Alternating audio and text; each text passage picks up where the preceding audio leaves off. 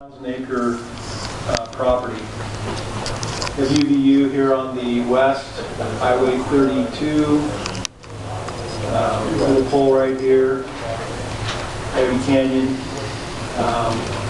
Talisman Development, and Hickory Ranch right here. So this is a project that started back in 2002, I believe. Yeah, 2002 from the North Village and 2007 in the Jordanelle area. So this gives you an idea of the property we're talking about. What they want to do is combine both master plans of the Jordanelle Basin and the North Village. So the North Village, Sorensen owns all this property here as part of their Plat A and Plat B approvals and the master plan for all this. They were required to donate, and they're doing that as they record plats. I think it's 5 acres for every one developed acre. They donate to the county a portion of this 2,800 acres of open space right here. The Upper Jordanelle property was part of a different master plan that was done using the JBOZ in 2007. So they've got vested densities up there. Let me go through and tell you some of the changes that have come up and are being proposed. As I mentioned, there were 2 different planning areas, the overlay zone for the Jordanelle and the North Village overlay zone. The acreage is right at almost 9,000 acres, 8,288 developable acres.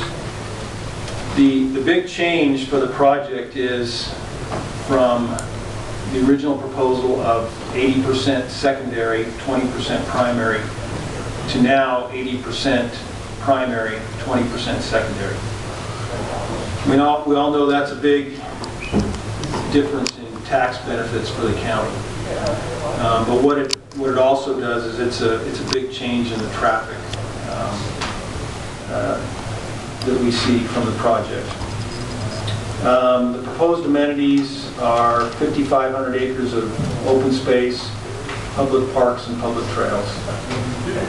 They've got some great public trails up there now. In fact, I believe they're probably in the range of about 30 miles of public trails up in there. The entitlements, as I mentioned, there are 1,688 ERUs in the JBOZ and 3,602 ERUs in the North Village. I'm sorry, in the JBOZ, for a total of 5,290 ERUs. These are huge numbers, and we took it to the Planning Commission last month, and it's been difficult for everyone involved to get their heads around this because it's just so big, and there's so much up there. There's about 150,000, 151,000 square feet of commercial. The population of build-out, this is if I take the U.S. Census data for Wasatch County at 3.18 persons per household. It's about 18,000 people up there at build-out.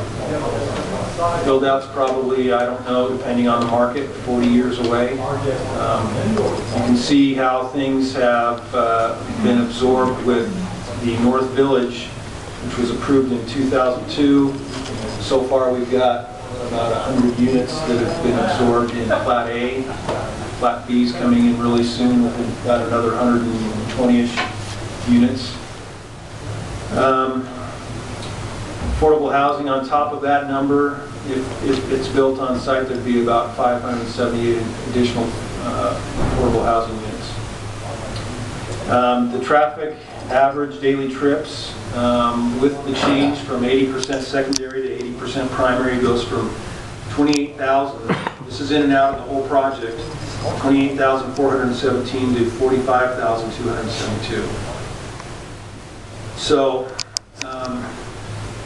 the goals of the revised master plan, the first one would be they want to shift about 700 units from the North Village up to the top of the mountain. If you've ever been up there, there's a plateau that runs pretty much from Highway 32 at the dam to Hickory Ranch. So a lot of that density would be up in that area. As I mentioned, the focus would be shifted from primary to secondary residence. They want to combine the project under one development agreement. They want to use the same design guidelines for the whole project. Their intent would be to use the North Village design guidelines. This would also create a need for higher municipal services up there. So as we look at this and we look at ways to lessen the traffic impacts, we want to employ what's called internal capture. So we'd have churches, schools, public parks, commercial up there as much as we can do, so people don't have to travel outside of the development to get everything. Now, there's been a lot of talk about the units and the unit numbers and the increases in density. I initially looked at this and there was an increased number of units over the ERUs. And we had a discussion about that at the Planning Commission. So I want to point out, it hasn't been pointed out, that here's our chart from our code.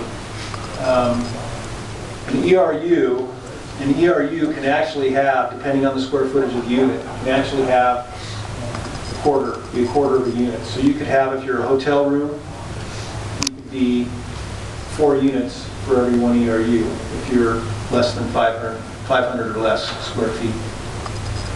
A hotel suite or 1-bedroom apartment is 1/3 of an ERU. So you could have 3 units per ERU there. A 1-bedroom apartment or 2-bedroom apartment not to exceed 1,000 square feet is 1/2 an ERU. Apartment or condo not to exceed 1,500 square feet. I'm sorry, this should be shifted up here. It's supposed to be up there.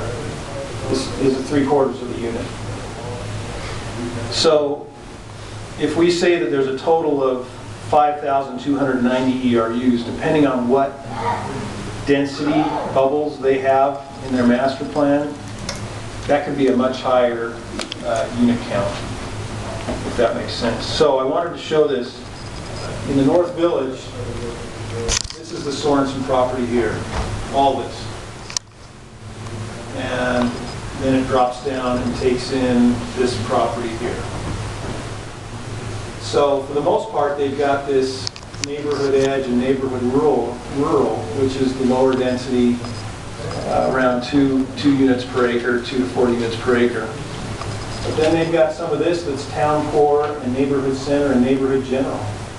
So if they were to do attached condos, stacked condos in there, it could be several units for every ERU, if you follow what I'm saying. So 1,688 ERUs for all of this could have ended up being, 1,700 plus units. Does that make sense? Okay. Getting there. This is the original, the approved master plan for Jordanelle Ridge, all the stuff on top. You can see that for the most part it's a lower density development, single family homes. They do have some medium density in these areas here. They've got some higher density mixed use stuff right up in here, this salmon color. So the same thing with the Jordanelle project, where they had the 5,200 some odd ERUs. If they're going to do some type of attached product or stacked product in here, it's less than 1,500 square feet, then it's a fraction. It's a fraction of the ERU. There's a table that shows what we've got for single-family homes, hotels, apartments. I don't know that we have that. I don't think we've broken out that far, but this gives you a good idea, maybe where you're going, Mike.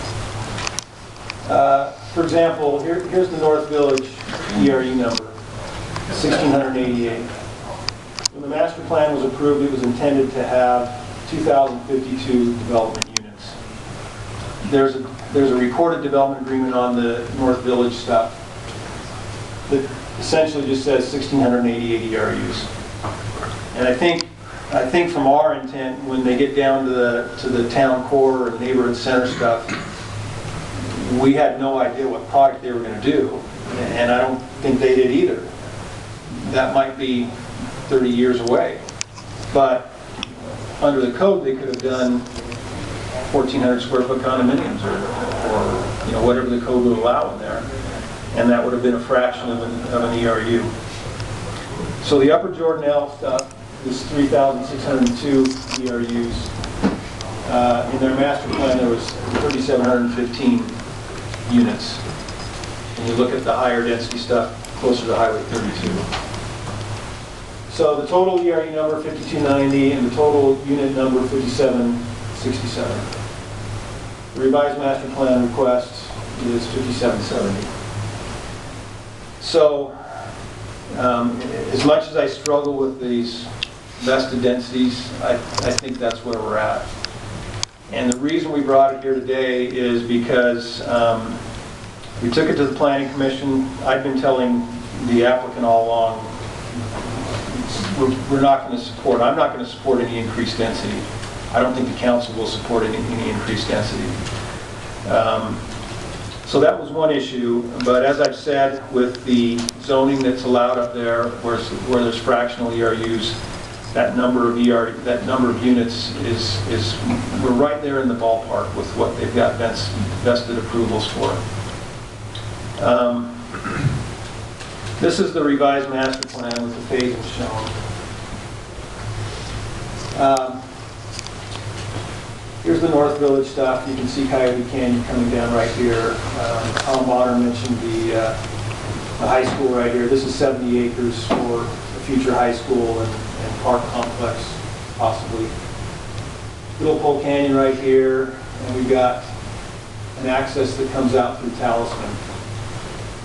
So, on top of the density question or explanation, there were also access issues with this, and I'll show you some of the traffic counts. But from the applicant's perspective, they have a question whether the council will support this platted public road through Talisman for their access out here on the east end. Otherwise, they can't develop farther than 1,300 feet and 30 ERUs. So these are traffic counts, 2015 traffic counts from UDOT. Highway 113, as it comes into past Charleston, is about 3,000 average daily trips. 7,800 ADT on 113 as it comes into Heber City. Main Street's at 29,000. 189's at 12,000 per day. 40's at 9,000. This is 12 South, and Lake Creek is at 4,000. Right now, north of town, Highway 40 is at 20,000 ADT. As you go up to Jordanelle, 20,000 ADT. Highway 32 is at 2,000 ADT. These other numbers are 2040 build-out with the project, 39,000 ADT. And 50,000 ADT on Highway 40.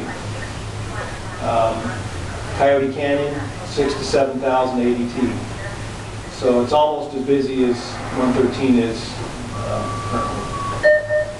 So there's a lot of issues that we've got to work through with traffic. This is their transportation plan. This red, for example, this is Coyote Canyon. It's at a slope of 10%. One of the things when they got their approvals back in 2007 was that we've got to have a connection. Well, we feel that there needs to be a connection to the valley here.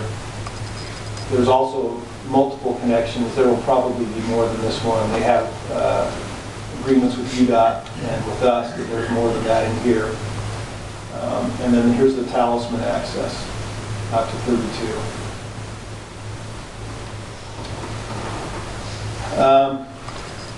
Again, here's the Talisman platted 60-foot right-of-way out here, and the road coming down Coyote Canyon. We've been dealing with their traffic consultant, who is Hales Engineering, the consultant we typically use. So we've hired a third-party consultant to look at this.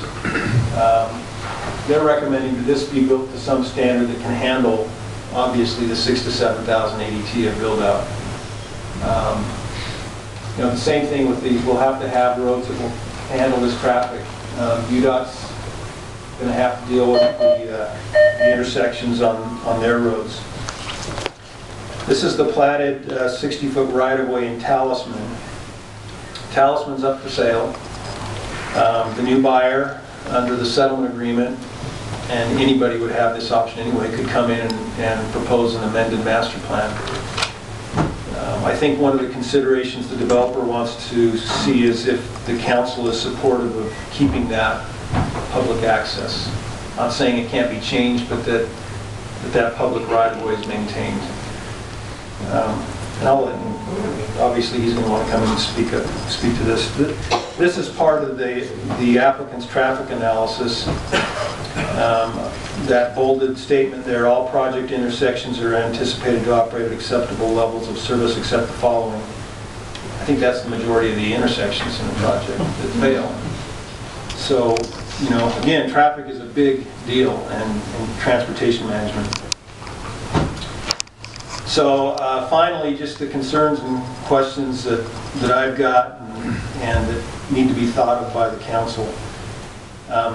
Number one, the second home to a primary home development and the impacts to the county.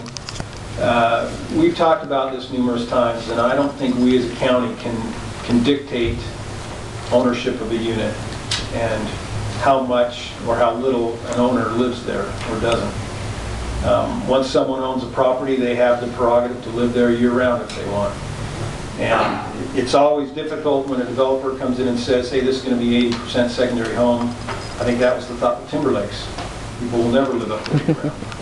And, you know, we're seeing that now. So along those lines, let me just break in here for a second. Did that have any impact on the decision that was made to approve this, the target density that they have? Because maybe they came up with traffic study at that time and said, we're not going to really impact the valley because these are going to be second homes. Did that have any impact on the decision to get that density? I have no idea. If it did, it wasn't reflected in the minutes. But I'm guessing when they looked at this and saw 28,000 ADT versus 45,000, obviously they didn't know what the 45,000 was going to be, but the 28,000 was probably much more manageable at that time. Access through the Talisman development must be possible. A transportation plan should be approved showing the connection to the public road and an agreement with the county that the road will not be vacated.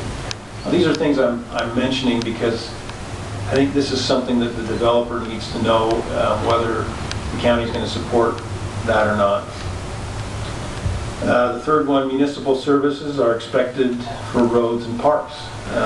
The applicant fully intends to have regional parks up there, 5 or 10 acres, and we've met with Mike and the applicant, and he's intending to have essentially, hopefully, a turnkey park that could be programmed with soccer and baseball. Access down Little Pole should be discouraged due to the traffic on Lake Creek. At build-out, Lake Creek's going to be a busy road, and I'm concerned about another 16,000 potentially ADT coming onto Lake Creek on the east end of the valley. What is it currently? Lake Creek ADT, I think it was 7,800. It's on that chart. Improvements down Coyote Canyon must be in compliance with county standards. Obviously, the traffic analysis anticipates 6,000 to 7,000 ADT at build-out. This road should be designed at the highest design speed possible according, this is coming from our traffic consultant that reviewed the applicant's traffic analysis. Large number of intersections fail at build-out for the project. These are all on UDOT rights of way, which will require UDOT improvements, but will still impact traffic in the area. And this is just a minor placeholder issue. An asphalt trail is shown on the County Trails Master Plan along Highway 32 on the south and east sides of the project. This is more of an urban trail, not a backcountry trail. With the intent to maintain as much internal traffic capture as possible and become a community, the project will need school sites, county-maintained parks, churches, and commercial. We don't know how many that is, and is there sewer and water capacity for this? I posed that question to the water board and the sewer district, and I think they've stated that we're okay with that. I just wanted to raise it as an issue. Traffic impact reports and geologic reviews need to be submitted that address concerns. I put things on hold until this meeting to see what support, or if any, from the council on this, rather than spend more money over geologic reviews and more traffic studies. So that's kind of where we're at. Any questions for me? So the increase of the 480 units is not bonus density, it's a recalculation? Yeah, and when the applicant submitted, I looked at their unit numbers versus their ERU numbers, and there was a 480 increase. That's actually kind of a misnomer. I mean, if you look at the ERU numbers that they were granted, and then the density and the zoning designations they had, they could do a product, like I said, they can do a product that's a fraction of an ERU and easily get to that higher number. So in my mind, they are already vested with that number that I mentioned. Mike, do you have any concerns as county manager with what this development looks like it's going? Not really. I think we have to work through the talisman issue. There may be some legal issues there we've got because of our settlement agreement, but I'm not sure it's insurmountable. We haven't addressed that issue. Let's say it that way. So that would need to be addressed. Certainly, I would have the same concerns of trying to funnel too much traffic towards Lake Creek. I don't think we've already got a lot of pressure up there from other developments that are coming that I'm not sure we can handle it. But other than that, no, I think it's pretty well in compliance with what was approved. So. Is it even possible that the 60-foot right-of-way in Talisman is going to be adequate? I mean, this is going to be a collector road. I mean, with the Talisman property's density plus the data density of this, which is a big long loop. Yeah, with the potential of 16,000 ADT coming down that, I'd have to rely on our traffic consultant to tell me whether it was sufficient or not. You know, the applicants come forward and they've been honest, frankly, with us and said, look, we're changing our direction on this. Obviously, they could have gone forward and said, we're still doing the second home thing and blah, blah, blah, and have that not happen. But we'll have to look at that as part of our traffic consultant reviews on the Talisman project. What are the grades on that? How much ADT can it handle in a day, and those types of things. I think the stick we'd have on that is that if there wasn't sufficient right-of-way, we couldn't build a big enough road, and we couldn't do finals on developments that could support the traffic. So that I think there's controls that can be there. Yeah. It doesn't exist now. That's, you know, a lot just doesn't exist. This is a master plan density, so a lot of it doesn't exist. We just need to make sure with the master plan approval that is limited as listed as a condition. That the 60-foot right-of-way, if you have to go above that, it's, you know, and you can. Yeah. Density may be limited. Mm-hmm. Well, you got whoever buys that property is going to look at, have their own traffic study, and they may need to meet their needs, yes. How old is the traffic study that you referred to? It was just updated for this amended proposal. Other question for Doug? Doug, am I restating correctly what you said? That essentially the master plan approval or what's already been approved, we're not really granting them 480 units. We've already given them those units and they have the right to recast the use of the ERUs to provide those units? I don't even think it's recasting. I think what they were approved for with that ERU number allowed them by right to do that many more unit numbers. Because you can have 4, you know, if they're 500 or less, you can have 4 units in one ERU, depending on the product type. The major change to this is transferring the 700 units out of North Village to this larger project. And the second home to primary home. Well, the second homes, that's a guess, Yeah. at best. I mean, it's juice. But they were targeting that second home market by having golf courses up there and those types of amenities that more lended itself to second home. I got a comment.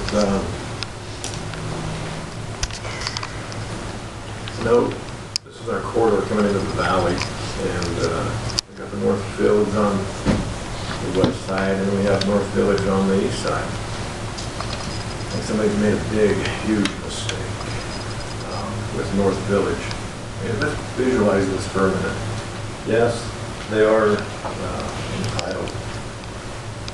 But this one project alone, when built out, will be about the population of 2/3 of what our county is right now. Just this one project.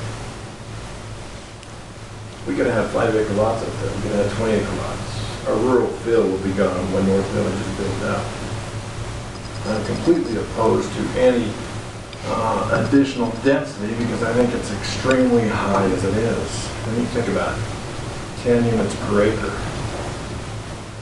Tim Meadows is 4 homes per acre right now. And North Village is going to have 10 in some places. So I would like to see what we can do to reduce the density of North Village of anybody that's not entitled or this. That's what we've been talking about with our committee, is that we go back to the base density. There was a 100% density bonus allowed in the North Village, and we've gone back and said we're recommending that it go to the base. And I guess moving that 700 units out of North Village up on this project is reducing the density in North Village, as you said. We'll never see this project from Highway 40, will we, Mike? I mean, all that, whole hillside is part of that open space that we talked about. The traffic is going to impact this in a huge way. The traffic is going to impact it just in the usual way, all the way around and everything. These would have been 5-acre lots. Can I ask on the comment you said about the hillside? Is that a developable hillside? Parts of it is up there, and there's some benches on it. A lot of times in our discussions, not you, but a lot of times in our discussions in general in council, we talk about how we have 70% open space. A lot of it is places that we can never develop anyways. It's a bit of a cheat to say that we're not giving developers the ability to put homes and hotels in a ravine or on a hillside or a mountainside where you couldn't develop anyway. So, but thanks for the clarification. Some of it is, some of it isn't. Yes, sir. But our requirements for open space don't allow that.